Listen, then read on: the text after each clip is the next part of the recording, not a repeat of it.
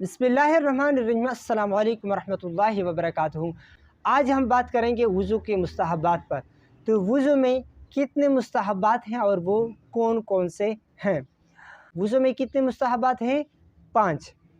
पहले नंबर पर जो मुस्तहब हैं वो है दाएं तरफ से वज़ू शुरू करना मुस्तहब है। बाज़ उलमा ने इसे सुन्नतों में शुमार किया है। तो दाएं तरफ से वज़ू शुरू करना तो ये क्या है? मुस्तहब्बात में शामिल है और इस तरह बाज़ उलमा उसे सुन्नतों में शुमार करते हैं। दूसरे नंबर पर है गर्दन का मसा करना। तो गर्दन का मसा करना ये क्या है? ये है मुस्तहब। इसी तरह वज़ू के काम को ख़ुद करना, किसी दूसरे से मदद ना लेना, यानी वज़ू में किसी दूसरे से मदद ना लेना, ये मुस्तहब आमाल में शामिल हैं। इसी तरह चौथे नंबर पर हैं क़िबले की तरफ मुँह करना। तो ये भी क्या है? मुस्तहब है।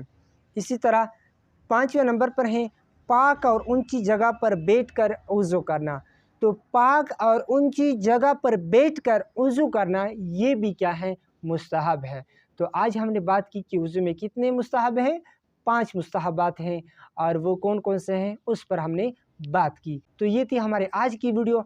अगली वीडियो में हम इंशाल्लाह बात करेंगे कि वज़ू में कितने मकरूहात हैं, उस पर हम इंशाल्लाह बात करेंगे। लेकिन तब तक के लिए उस्मानुल्लाह को इजाज़त दीजिए। अस्सलामु अलैकुम व रहमतुल्लाहि व बरकातुहू।